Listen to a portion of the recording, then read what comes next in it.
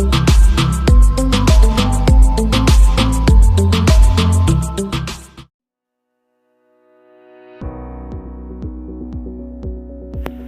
hello all class 10th students, how are you all? I hope that you all are well.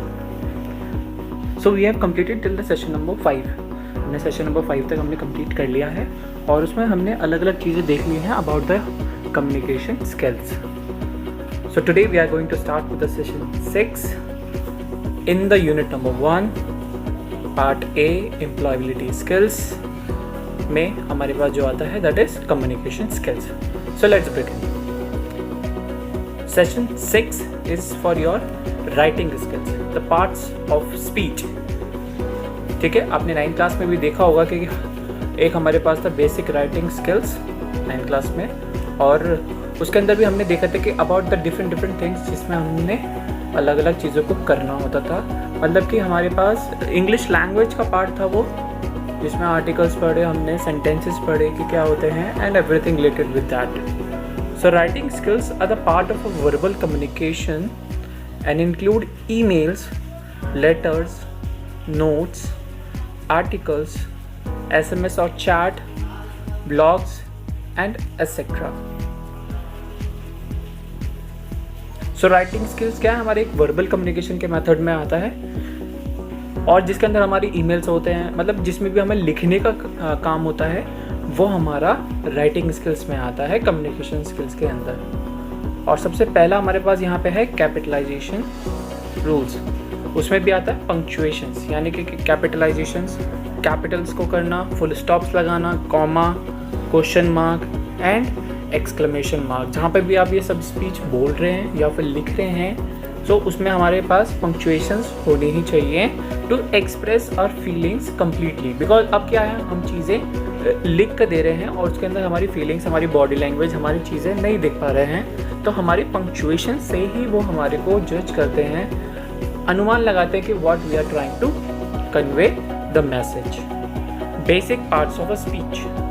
The part of a speech indicates how a particular word functions in meaning as well as grammatical within the sentence. कि किस तरीके से हम ऐसे sentences को बनाना है जिसका कुछ ना कुछ मीनिंग बाहर निकल कर आए. कोई भी ऐसा ना हो जिसके अंदर हमारे सेंटेंस तो लिख दिया बट उसका कोई मीनिंग बाहर नहीं निकल के आ रहा है, या फिर कोई ऐसा मीनिंग बाहर निकल के आ रहा है जो हम एक्चुअली में कन्वे करना ही नहीं चाहते हैं. ठीक है, some examples are nouns, pronouns, adjectives, verbs, adverbs, conjunctions, prepositions and interjections. तो ये सारी चीज़ें हमारे पास हैं जिसके अंदर हमने देखे थे लास्ट ईयर भी क्लास 9 में, और अब भी हम देख रहे हैं. ये सारे पार्ट्स ऑफ अ स्पीच हैं और यही छोटे छोटे पार्ट्स को मिला के हमारे पूरा एक सेंटेंस बनता है. ठीक है, तो अगर ये पार्ट्स ऑफ अ स्पीच है हमारे पास, तभी हमारे पास जो चीज़ है वो एकदम करेक्ट और अच्छी तरीके से बन पाती है. ठीक है, तो ये हमारे पास था सेशन नंबर 6.